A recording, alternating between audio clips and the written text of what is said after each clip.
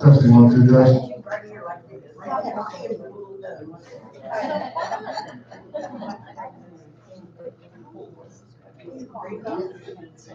All right. It's on. Come sit down.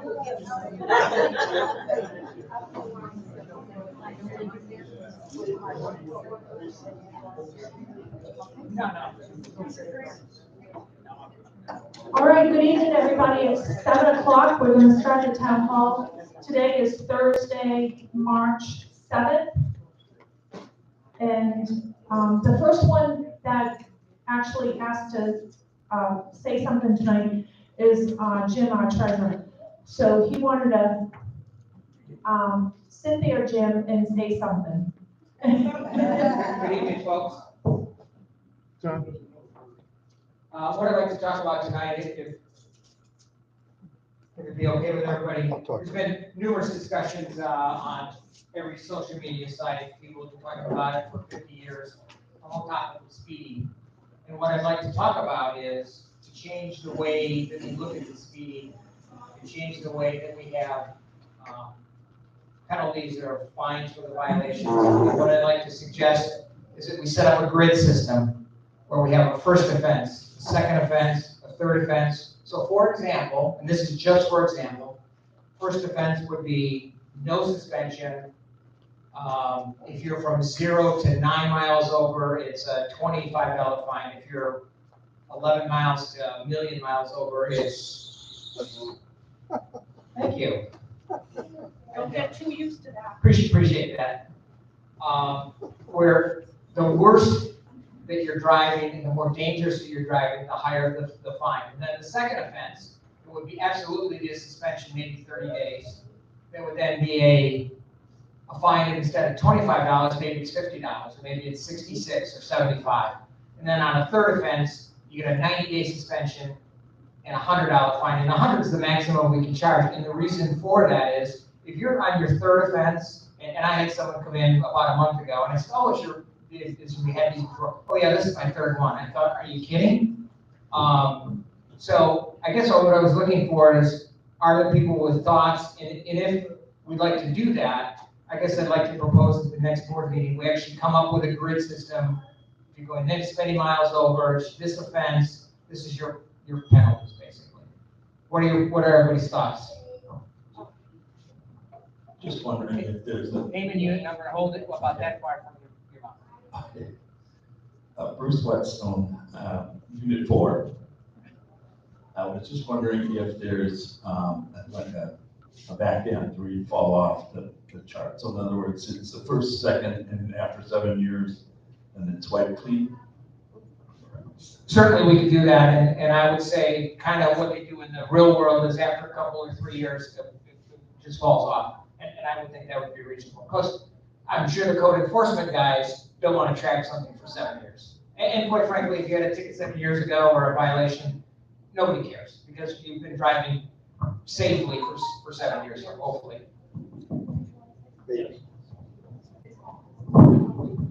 Gil Lento, Unit 3. I just wondered, I've been in one place out in Clearbrook, over, I used to live there.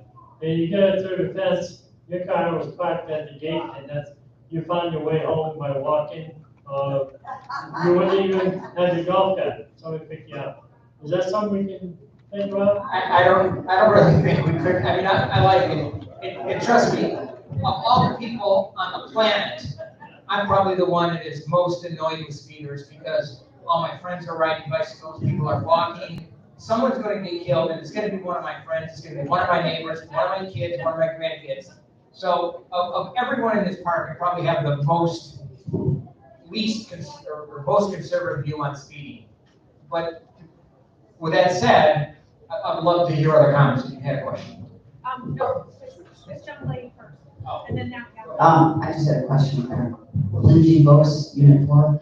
I was at a meeting, it was probably 4 or 5 months ago, right? I heard someone say that you don't get a violation if you're 5 miles per hour or under over the speed. That's correct. And so, but I've heard a couple of people on social media say, oh, I was 2 over and I got 1 and I had to pay. So I thought, well, did something change or what exactly is it? To the best of my knowledge, it's 4 miles is the number. So if you're going 34 on the boulevard, you're going to get a violation. If you're going 33, you're not.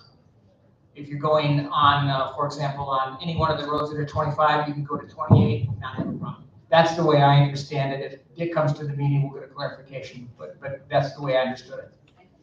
We certainly don't want to be in a position where you're going 31 and you get it, because like everybody else, when I drive through here, when you're going over a hill and coming down, it's easy to go 31, 32. And I usually set my cruise control. Even then, it's still possible to go over, because when you go down to your car, I got a big car, so the momentum carries it. And I set mine on cruise because I'm the worst speeder, and I'm also the one who doesn't want people to speed, so that's why I set it. Thank you. My name is Charlene Sampson. I'm Unit 4. My concern would be that if I get personally 3, then definitely do whatever it is you want. But what about other people that are coming to visit or vendors? I mean, I can't control how many times they do it. Well, first of all, let's talk about vendors. Vendor, and this is my definition of vendor. It's the air conditioner guy, it's the lawn mowing guy, it's the FedEx, UPS, mail, whatever. A preacher, for example, I would also call that a vendor. Home healthcare, those type of folks, if they're caught speeding, we're going to address it with them. If it comes to you, you let us know that they were a vendor. And when they check in, it's pretty obvious, if you're Jim's mowing service, that you're a vendor. So there will not be a fine and there will be suspension. But here's the other side of the coin. And there's been some discussion about this, and people see it differently. And I got an earful a week ago. So let's say it's your granddaughter who comes in, or your grandson, he's 18 years old. And like every 18-year-old, they don't, first of all, they don't listen to their parents or grandparents. And even if they did, they're not going to follow the speed limit. They're just going to speed. It just happens. I was 18, just like everybody else was. You're going to get a violation, and you're going to have a fine for that. And I personally believe you should, because what I tell people, I had somebody come into the park last week. I said, don't speed. It's strictly enforced. And then I told them again. And then when they left, I told them a third time. So I just kept reinforcing it. As residents, you have to be, at the end of the day, you have to be responsible for the people that are coming into the park. That's my perspective. What if it's not the same visitor every time? What if you have 3 different visitors and they all speak? And then you're looking at $100 fine? You have to think about that.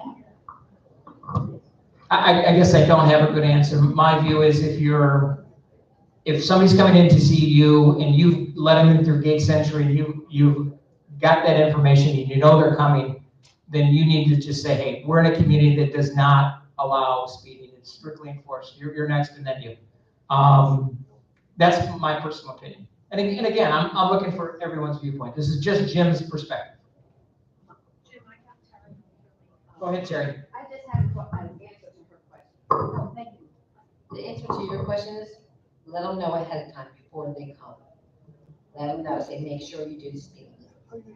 But I think they have 5 to 10 miles, because everywhere else you can go 5 miles an hour. Well, and that would be the situation where you say, do not speed in our neighborhood. If the speed limit says 25, it means 25 or less. It doesn't mean 26, it doesn't mean 26 and a half. doesn't mean 50. And we've all seen the speeders. It's been a problem for half a century. And we're not gonna solve it instantly. I think this is a reasonable way. It also makes it easier for our APRC team when they say, oh, this is the first offense, they're 9 over, this is what your penalty is gonna be. It's simple, it's easy, everybody knows what it's going to be. Go ahead, Karen.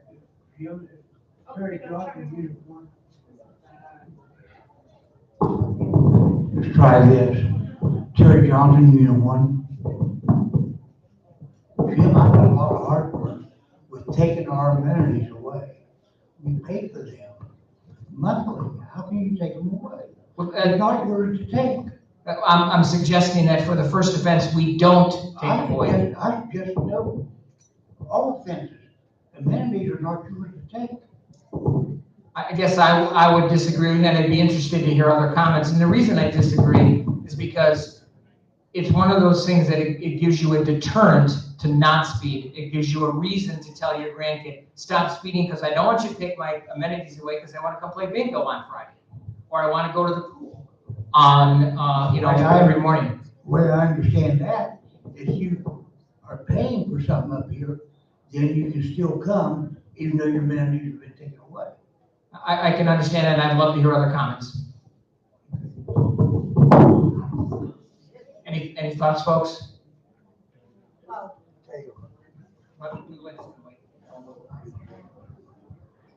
Linda Walls, Unit 4. Whenever we have even a vendor or friend come in, family, we tell them, watch your speed. Otherwise, you'll get a ticket. We're gonna turn the ticket over to them if they get caught speeding.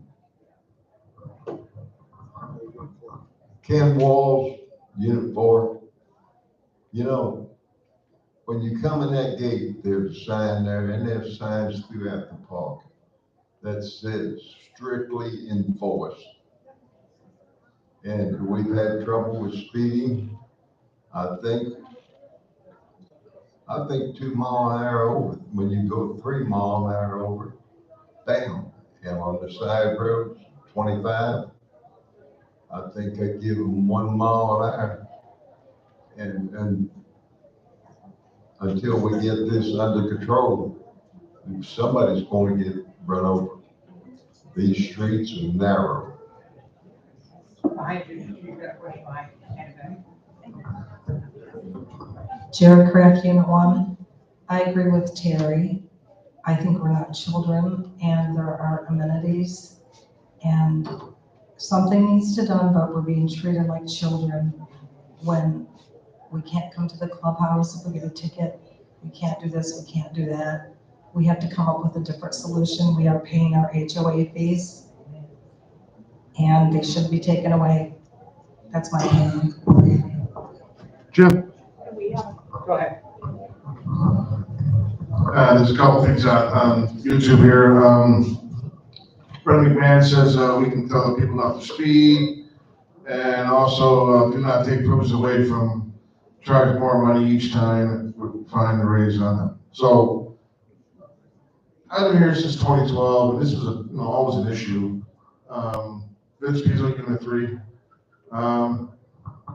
The reason why they impose that your barcode would be suspended now when you speed and you get a violation, your amenities aren't taken away. Okay, you still come to the pool, you still do this, yes you can, yes you can. Yes you can, you're not suspended.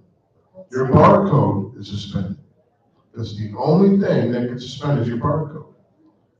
Your amenity, you don't lose your amenities. You're able to come to the clubhouse. You're able to do this. You're able to do that. You're able to come to the pool, go to the library, go to the fitness center. Okay. The only thing that gets taken away is your barcode. And the reason why they did that is because people weren't paying their fines. They were going 2-3 years out, and they come up with this solution in the rules and regulations to prohibit, basically force you to pay your fine, or else you're not going to be able to go through the gate unless you go to the visitor side. So there's always the things out there that you can work through and try and come to a better solution. Yes, I agree with Jim with not enforcing the first time rule. Okay, yes, and that's for them to decide how long they want to wait for their money. So that's up to them then. So, there's a lot of things that have to be thought out, with this, with the rules committee. So if we had a situation where you had your second violation and you had a fine of $50, for example, and your suspension was only the gate and everything else, you could use the pool, you could use pickleball, you could use, come and play poker, bingo, whatever, would people find that acceptable? Jerry, what are your thoughts?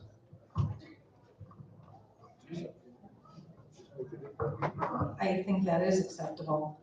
And I also feel that if my husband is speeding, that I should lose my privileges if I have a different vehicle coming through the gate. I Jim? feel, Jim? if he's speeding and he goes through with his vehicle, now that, I didn't go too close. Now, I would want him to accept the responsibility and go down there and say, I'm the speeder, pay his fine, and then I can still be free and drive my car back and forth. But I might have misunderstood, because it was my understanding that when people got tickets, that they would not be able to go through the gate, but they would also have their privileges suspended. So could you clarify that, please? In case Yeah, I'm mistaken, from the board. The way that I understood it was if you did get a violation and you were suspended from using the pool, from playing poker, from using the gym.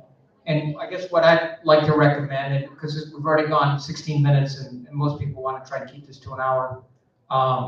What I'd like to propose is that I and maybe somebody else who wants to spend some time with me, we put together a proposal. The next board meeting, we say we'd like to have this happen, and call it all out. And that way people can either say yes or no. If it's widely supported, we'll go forward. If it's not widely supported, we won't. To get Vince's question, for someone who doesn't pay their fines, if it's past 90 days, if I'm not mistaken, Linda, you might remember this. If it's past 90 days, they can be suspended because they're in violation of not paying their violations, basically. Jim?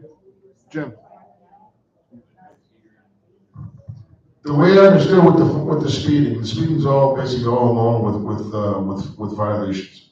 Okay, there's so many going on daily, weekly, that, we get a suspension list from the office, for the clubhouse, weekly, okay? So, on that list is basically, it comes from the bookkeeper.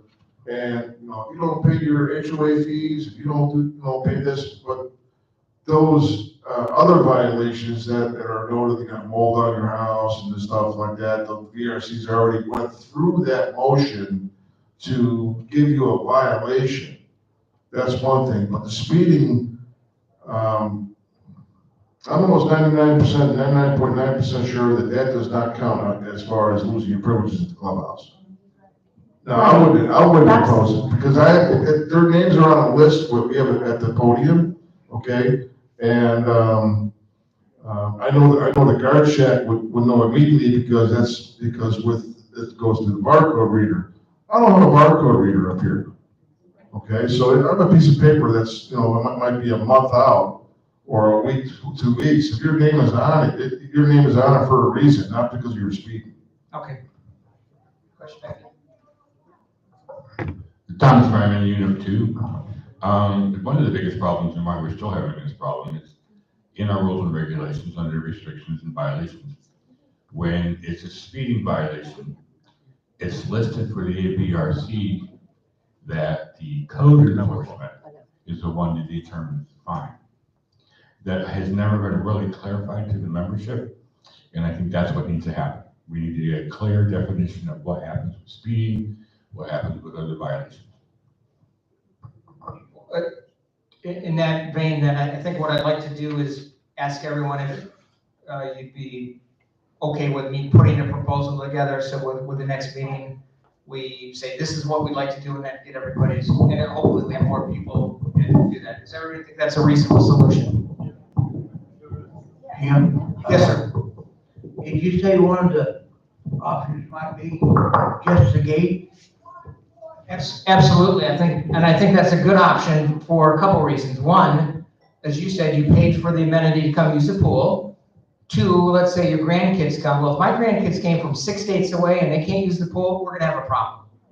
We just are, and I get that. Now, does everybody have grandkids come every week? No, of course not. But that would be a reasonable solution, and I think what people really hate is they hate going in the visitor line and being 20 cars deep or 2 cars deep, whatever. It's like Disney World, whether you're one person in front of you or a million people in front of you, you don't wanna wait.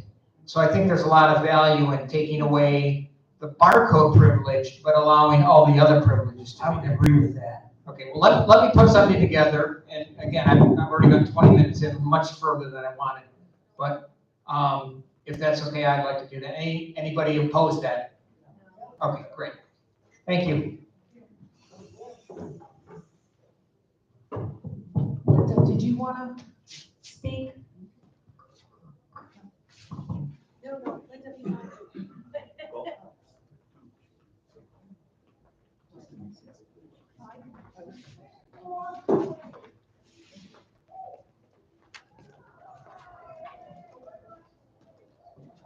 Linda Walls, Unit 4, put together a committee for the bands and the chandeliers in here. It was Esther White, Trudy Johnson, Joan Berryman, she's not here, and myself. We went to Lowe's, we went to Dan's Fans, and we went to Home Depot. We found some fans at Lowe's. 10 fans would cost us $2,489.80. I have pictures of them and all the specs. The down drops, the 24-inch down drops would be $229.80. And the lights that we all agreed on was $569.80. Total with tax, $3,503.21. There is a possibility that Lowe's will give us 20% off. The vans will be remote controlled. They're also Wi-Fi where they can set them up on a tablet. I think we've got extra tablets where they could go around and adjust each individual fan. The fans do have a recessed LED light. They're in bronze. I don't know if anybody can see that. The lights that we picked out,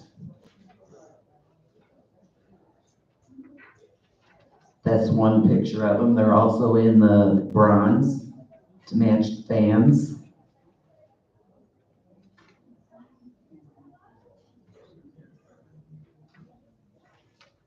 And that's another picture of the chandeliers.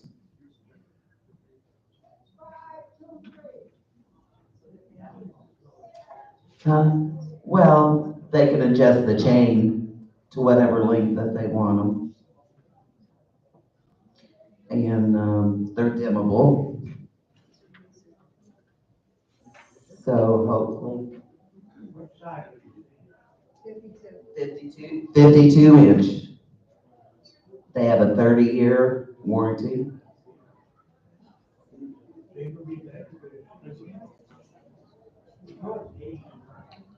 I know, but when you look at them, they look, you know. What size, Vince? Are these, I believe these are 52, right? These are standard 52. Yeah. Who's gonna be installing the electronic? The electricians that's doing the work in here. Right, when we Yes. close everything down, we're gonna do it all at one time. It's easier to do it while they're, because these fans here are old. And we don't know what the brackets are like inside. So they said they would have to probably replace brackets and things like that. And also, we looked at it as they were licensed for putting them up. We went to Dan City, 10 fans, 10 of the 24-inch down rods, they would only give us a 10% discount, where Lowe's, I think we're gonna get a 20%. Just the fans at Dan's was $4,543.19. And they're basically the same fan. Any comments? Questions? I'd like to give Linda and her committee a nice round of applause. Thank you. It was you, Linda, again, you, Esther, Trudy, And Joe Berry. Joan. Thank you very much, Esther, Trudy, and Joan, very much. And I think you said you were gonna go check something out on, was it Mariner? Mariner, okay.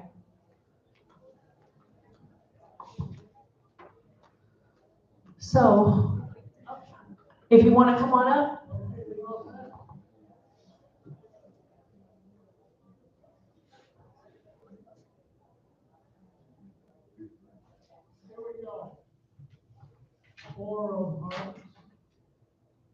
My name is Ed Markham. Oh, you need to turn it on. My name is Ed Markham. My wife and I live at 8203 Ridgedale, and we've been here since 2016. If you don't know where Ridgedale is, Hampton just runs here, back Brown Park down. There's Weatherford, Ridgedale, Medina, and then that's the end of Hampton. The only problem is it's a little bit of a low area. So the reason I'm here is about water erosion. I think everybody, well, not quite everybody in the park, but we likely rank up there in the top 5 of being the lowest areas in the community. And the water runs very freely. Problems started when we got here, and no problem. South side of the property, flooding, water ran through our property. We pushed it, shoved it, and kind of got it to go out to the street without a lot of damage. But something happened since last April. We're 6 months residents here, and things changed. The water has found a new route through my property. So kind of the things that I looked at is what's changed. The golf course burned. That was installed, wasn't there last year, but it's there now. My rear neighbor has 2 dogs, and the backyard of his property has changed significantly. And with that, water is running in a different direction. The third house north on Weatherford is the source of the water that I'm getting now. Has no grass, no curbs. Weatherford is a river during these rains. You can go there and walk in likely an inch of water coming down that street anytime. And if there isn't a curb, guess where it comes to? Next street down, Ridgedale. We're all downhill and side hill from Weatherford at the backside down to Ridgedale. Modena is higher than us. It comes down to Ridgedale. I don't know why they call it Ridgedale. You know, they should have called it something else. There's no storm on any street in this community. And that, I guess I never really realized it till we moved here. There's nowhere for the water to go. It runs down the street and it runs down the property. I got curbs on the front of my property that the inside of my house, towards my house, is got a 3-inch where the water runs behind my curbs and out the other end. My problem is being eroded. My property is being eroded every storm. I'm getting inches of water from with all sorts of yard debris, plus the back neighbor's dog's waste, both solid and water. It's too late to stop the water at my property. I've been advised Vince talked to me, he talked to me about trying to stop it at my property, and he's looking into ways and means of fixing it, but I can't stop it at my property. I can put up a dam, but the water is just gonna run down to the next guy or down to the other end of my property or destroy somebody else's property. This water needs to be stopped and or directed down Weatherford with curbing, or driveway route, rise at the end of the driveway to stop the water from running off of Weatherford down on us. This situation is destroying my property and it's destroying my property value. I've got a huge tree in my property that last year, none of the roots were showing. I got 6 inches of roots sitting above the ground, and as it's washing the dirt out along the side of my property. So I'm putting in a complaint. I was advised to put in a complaint, and I'm gonna put it in tomorrow. I have a telephone meeting with Hernando County, the officials there. I'm gonna ask them what my rights are as a property owner in this county. And I hope they don't go against what's here in the community. We love this community. We want to live in this community. But I don't want to have everybody's debris, dirt, dog, and whatever stuff on my property. Thank you for listening. Mr. Morgan, what address are you on Ridgedale? What's your address on Ridgedale? 8203. I have the second house in off of, what do you call it? Hampton. Second house in off Hampton. The corner of Hampton and Ridgedale is the lowest spot in the neighborhood because it just slopes. Ridgedale slopes this way from Weatherford through to that way on Weatherford. And Weatherford is above us. And when I look at the clubhouse from my house, I'm like looking up at the top of that ceiling over there. All right, Mr. Markham, Vince, would you have some time tomorrow, you and I go over?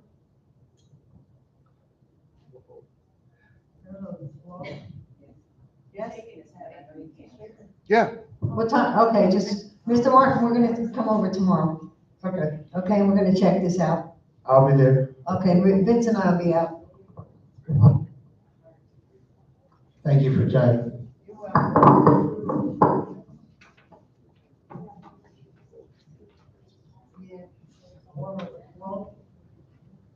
Sir, did you have something? Sir, did you have, oh, sorry. Did anybody have anything? Yes, ma'am.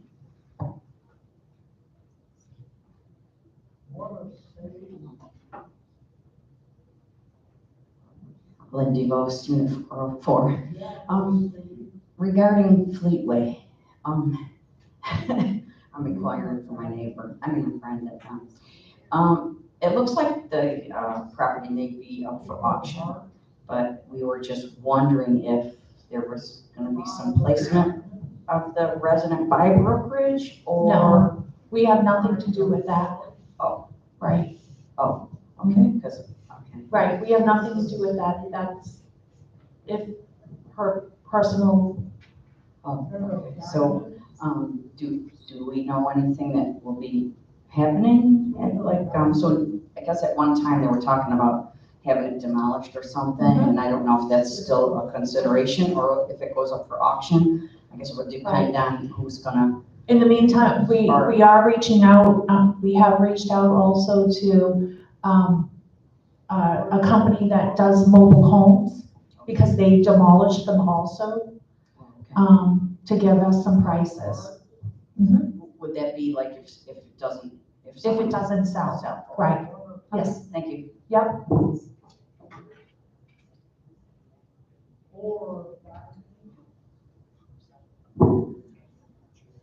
And Deb, I had one other thing. I just wanted to mention to the folks here, the Jim Westbrook Unit 2 and the treasurer.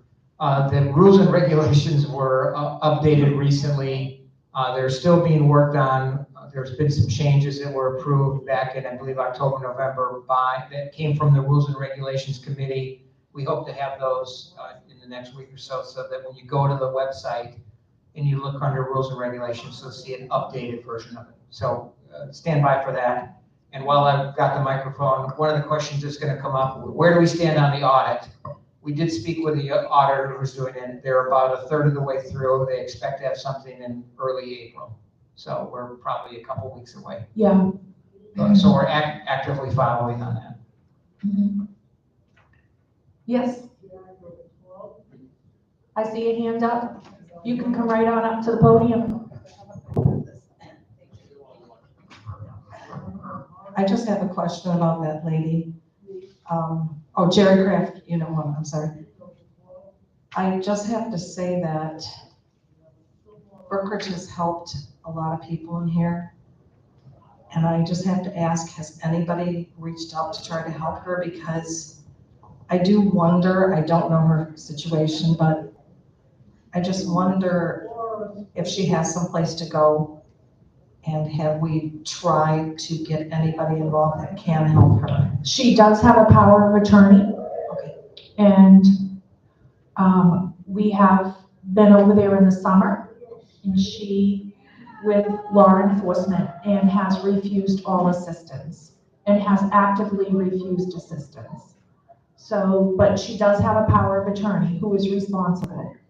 Thank you. And my other question is her house, because the way it is, will any of that money go for her care? Or what happens to the house? At this time, it will be auctioned. And Brookridge gets the money?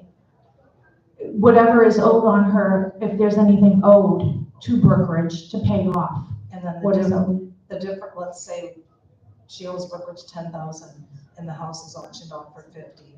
Would she get the other 40 for her care? No, because it went to foreclosure. So Full foreclosure. who gets it, Brookridge or the county or who?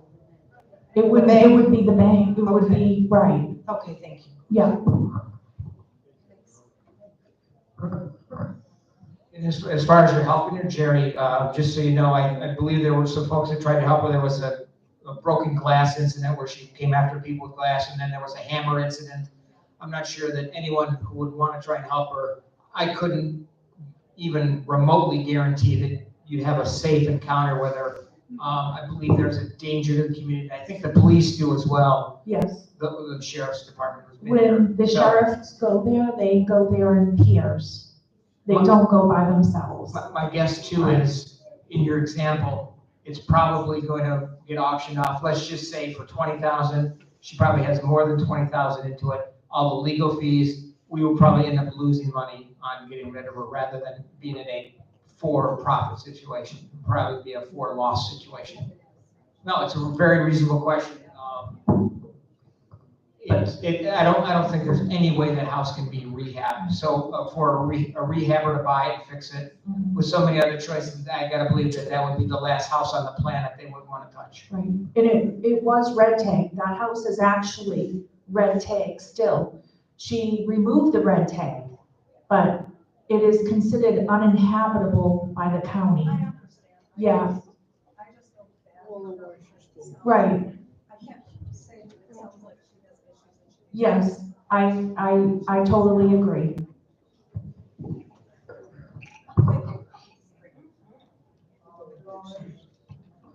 I'm a little bit late to the sorry, Ellen O'Shea, Unit 4.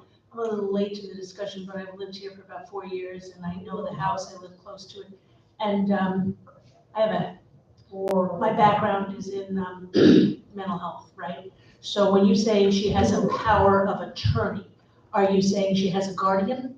No, she has a power of attorney. That is what we've been told. Now, if it's something else, we were not informed of that. We were only informed of a power of attorney from that is a relative of hers. So there are different powers of attorney. Right, Some of we them have are no financial, idea. and some of them are medical. Right, we have no idea. So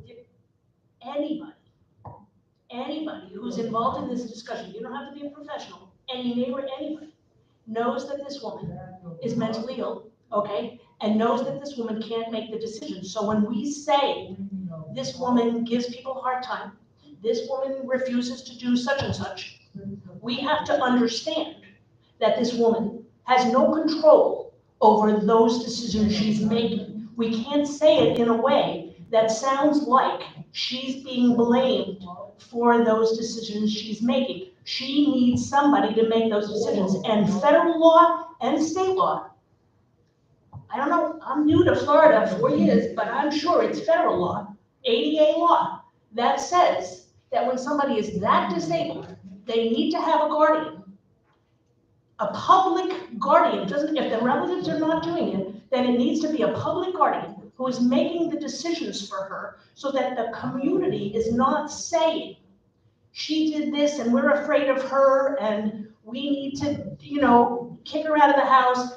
There's a system in place. Somebody has dropped the ball. And I'm not saying anybody in this room has done that. All I'm saying is that something's wrong here because this woman should not be getting blamed. She should not be getting evicted.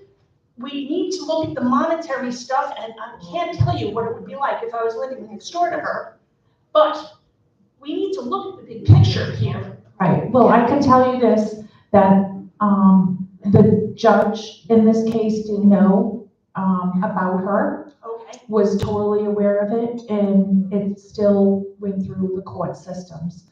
That's all we have been told. We were not told anything else. so the judge is the judge of, that you're looking at to evict her, that judge, that kind of. It's already been ruled on. Right. She still has rights, so we better be careful. She has Right, rights. well, it's already, She has rights. We could get sued and she could get evicted and be out on the street in a way that is, none of us are gonna wanna live with, so. there is many agencies involved. I know. Right. Right, but there's only so much, right, and of course, we don't know any diagnosis, if she is ill or not ill. So it is not up for us to determine that. It is up for her power of attorney, whatever that may be in the court system. The police, the sheriff's department is well aware of her. We've asked them to do wellness checks on her. The county is aware of her when they condemn the house. We have never blamed her, and I can tell you, I think everybody in this room and in all the other rooms in which it was brought up has never, ever blamed her. In fact, have given her praises regarding her life. So. And I hear that.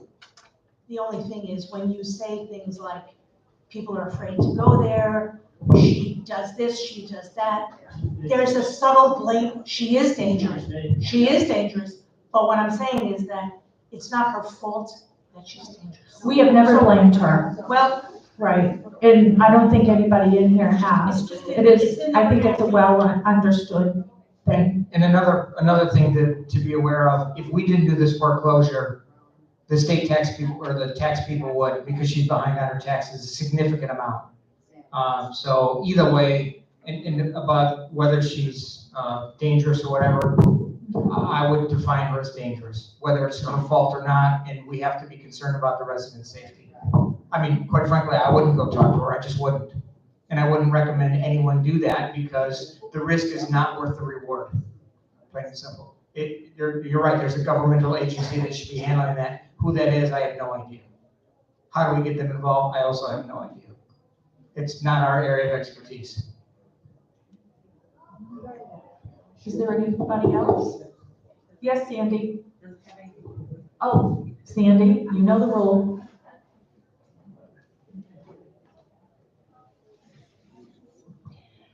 Sandy Trouble Lewis, Unit 1. I just have a couple of questions. First about the elections, because we've all put our votes in and et cetera, et cetera. What happens to all of the votes, per se, for George?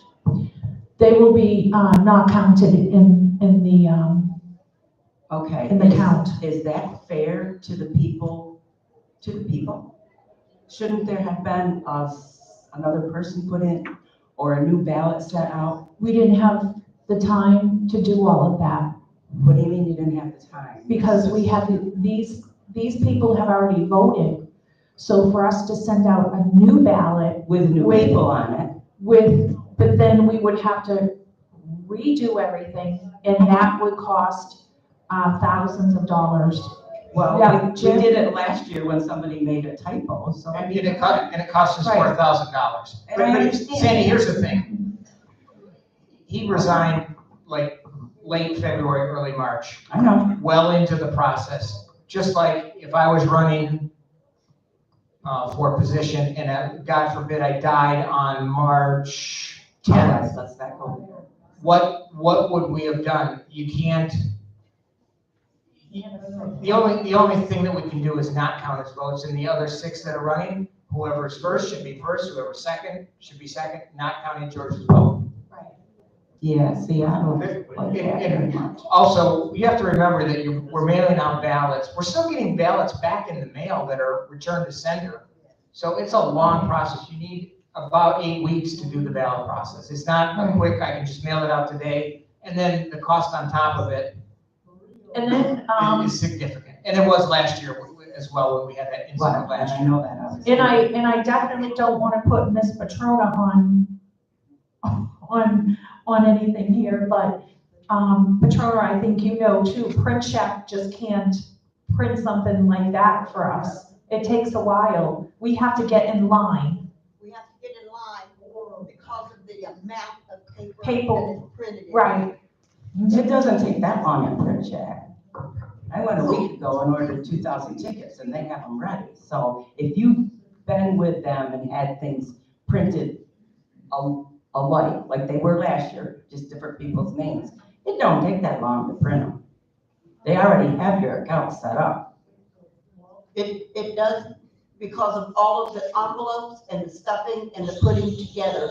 The printing is pretty easy and Right. quick. Okay, It's well, the then putting let's all of that process together in one envelope that takes the time because that's manual. Right, but that's not Like- the printing. Okay, I'm sorry? that's not the printing, you just misspoke. It's No, that's it's the not the- manual putting everything Yes, together. yeah, Okay. they need all the That I would process. agree with.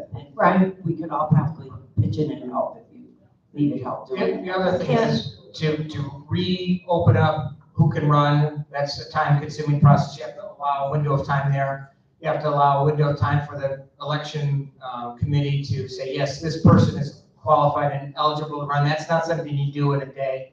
Then you'd have to do the entire ballot process. Because he resigned so late in the process, it was just not practical. I mean, the timing just wasn't there. And then we would have to convene another committee.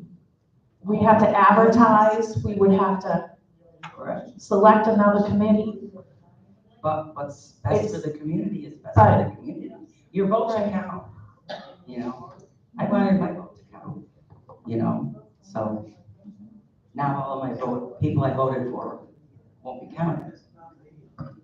Well, under our rules, the minute he resigned, he cannot run and be on the board for two rounds, 2 seasons. 2 years. Right. So by him resigning, he started that process. It's not Right. something that we can change. We do have a question on YouTube from Connie Cole, unknown unit number. Why hasn't BCFP communicated the vote for George will not count ineligible for people who have not yet voted? Good question. That is a good question. I don't have. I believe an an answer. email was sent out. Yes, we did have an email sent out saying that he had resigned when he did back February, something, yeah, in February. So people were well aware then. And Sandy, in hindsight, we could have said he resigned, he's not eligible in any votes. We could have done that. I guess I just assumed that Well- when people saw that he resigned, they knew he was out. No, he did not say at that time that he had taken his name off the ballot. He only took his name off of the board. Oh. So when we did ask him, we did not receive an answer from him. So we had to keep him on until he was no longer a property owner. But I voted way before he resigned in February. Right. You know So what I that- mean? So it's like, yeah, I'm a little confused there. So anyways, on to the next troubled question.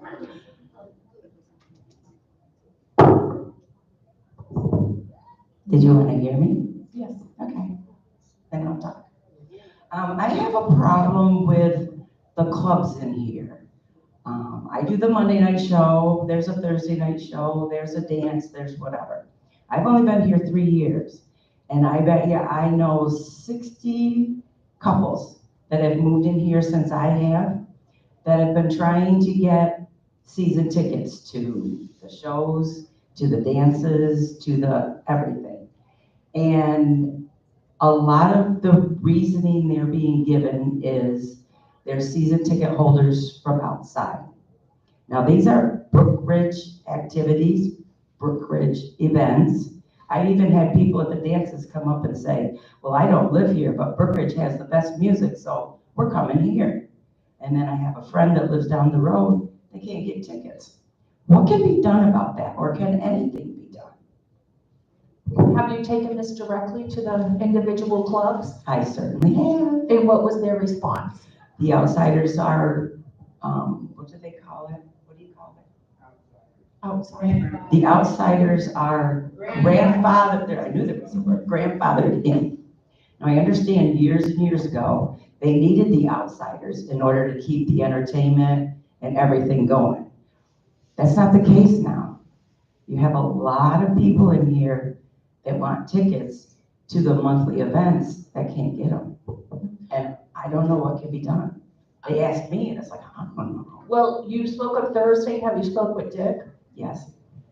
And I know he does have a process on how they give tickets up. So if Millie had tickets to the Thursday, how I understand it correctly is you can't give your tickets to me. Correct, that just started. They have to then go on a list.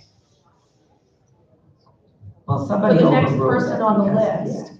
So if the next person on the list isn't a Brookridge resident, there should be something that the club should have to do that say Brookridge residents are first.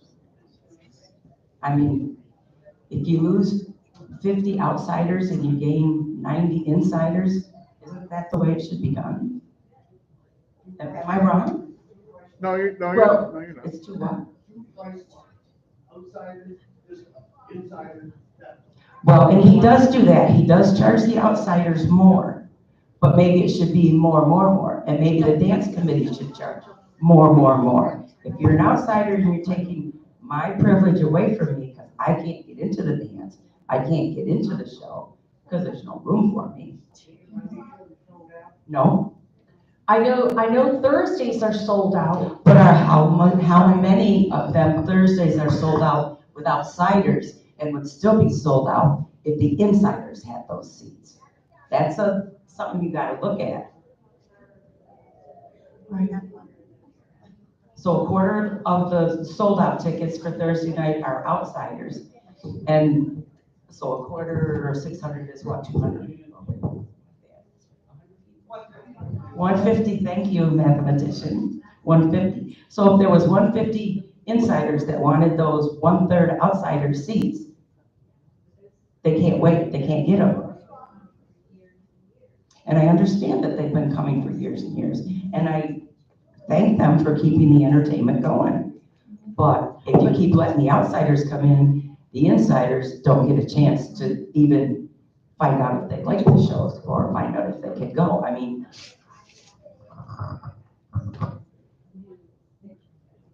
oh, I know you, 10. Well, new ticket request from insiders or outsiders? You want me to fix that for you? Nancy Whetstone, Unit 4.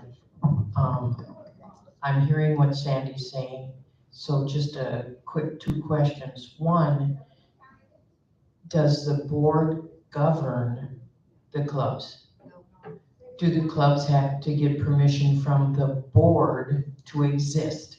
Yes. Okay, so therefore you govern. No. You do.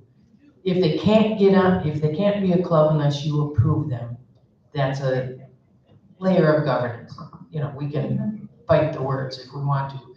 But I totally understand what Sandy's saying, because we're relatively new to the community. We've been here 3 years, I think.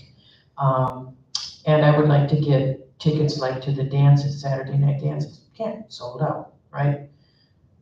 My thought process is, and I think it kind of goes with what you're trying to say, Sandy, is you sell the tickets, residents first.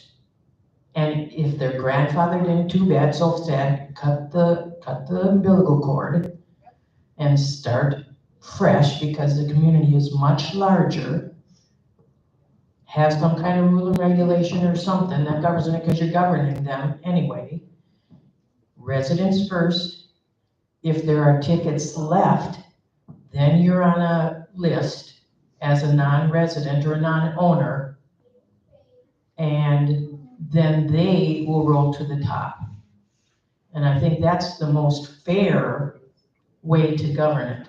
And to do that fairly, if you do that, is you have a time frame. You establish a time frame. Here because we're in the sign up right now.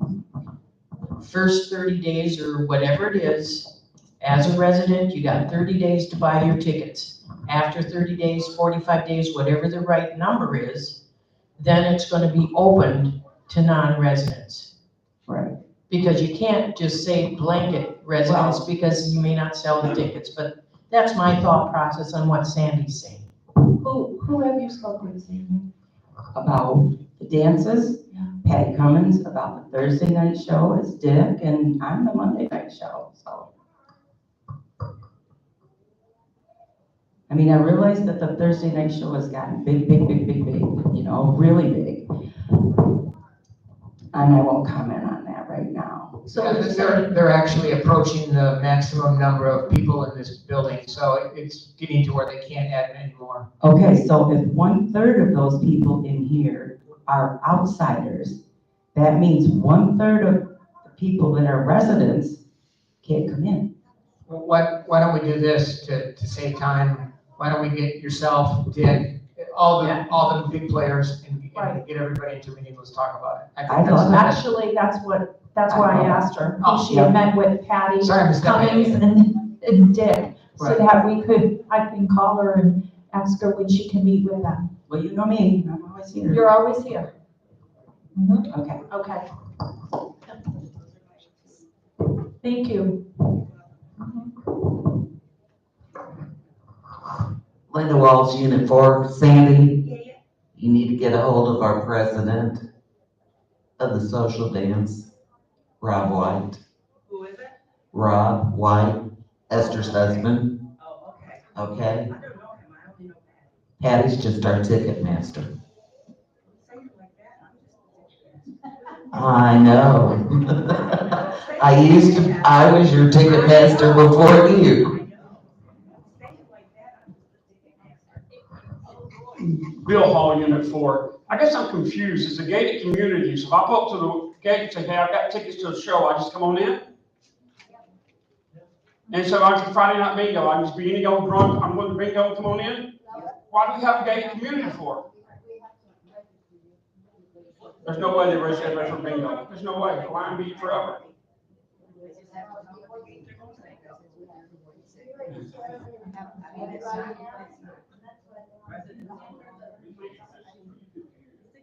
Yeah, I don't understand that. It's a gated community. Outsiders shouldn't be in unless they absolutely need it. That's why we're here for, because we want to live in a gated community. If you let anybody come in the street for bingo, shit, I go to bingo and go up to your house and rob you while you're at bingo. That makes no sense to me. My second question is, on social media, it's saying that the snowbird is not going to be allowed to take office if he's elected. I guess I want to hear from you all is, if he gets to vote, is he going to be appointed? Yes. I don't know who said that. Who did say that? It's on every social media thing. That it's not legal. It wasn't legal to start. I'm just concerned, if he gets elected, I'd like to see him get it.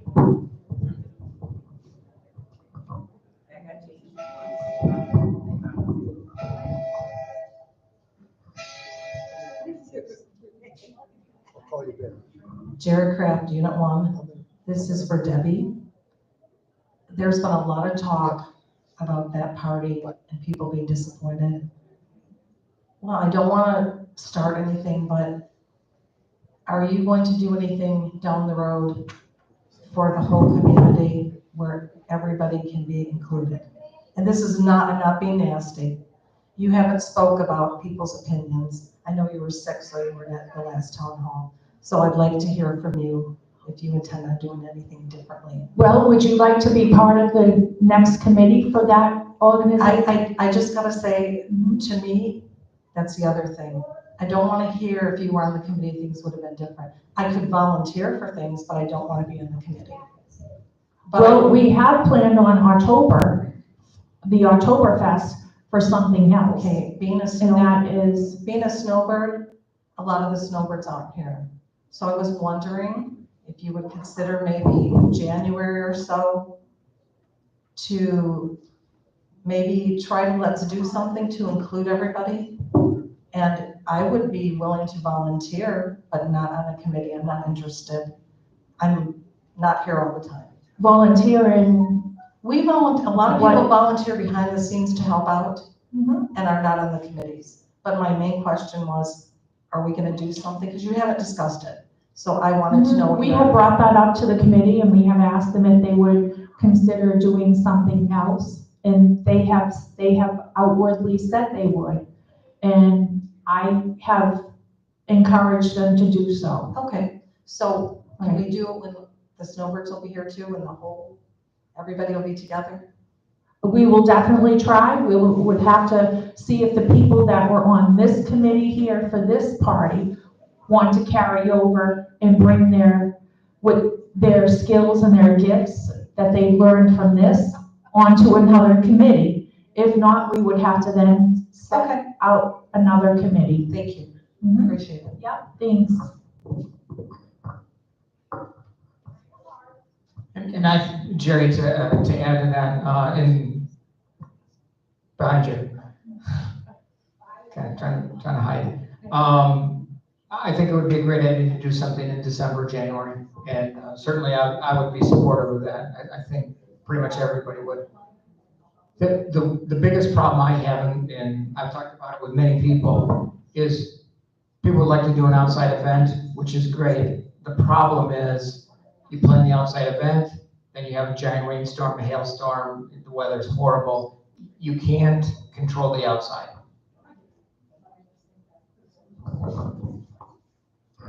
I get that. Maybe a few days. I'm just saying it's a sore subject. I don't want to start a rift, but we need to do something to include everybody. And we need to find a way.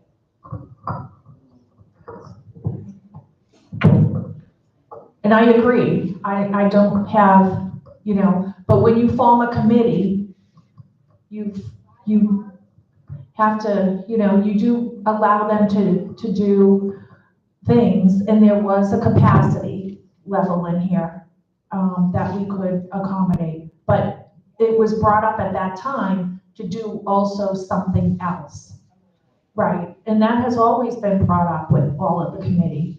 And you could gladly come as an observer to the committee if you would like, or pass some ideas along to any of us. We would appreciate that.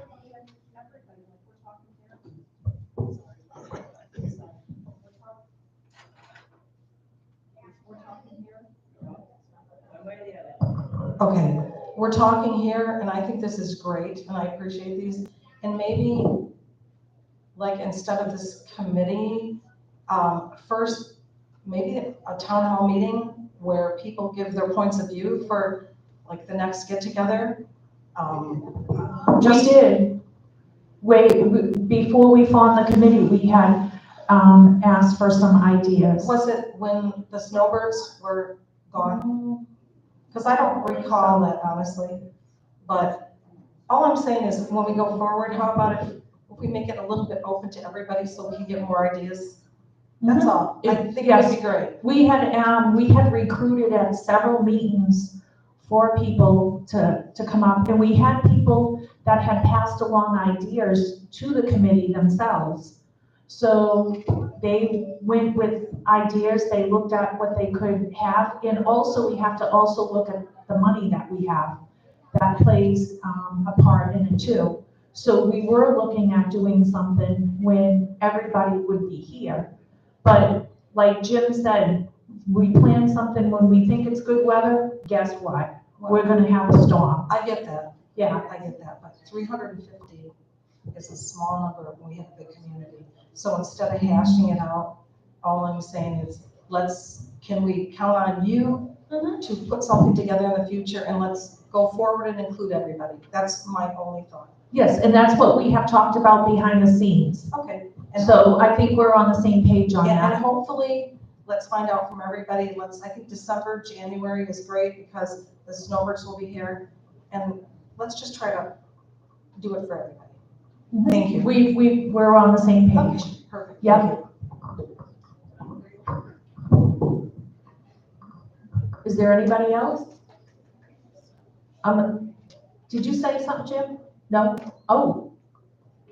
Okay, anybody else? I guess we'll go ahead and close this meeting out. Vince, do you have anybody? Nope. No, sir? Okay, it's almost 8:05. Thank you for coming. Everybody, please be safe going home.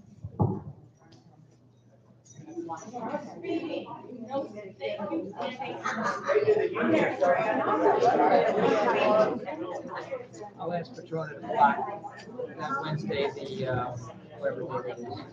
At 2 o'clock. All right.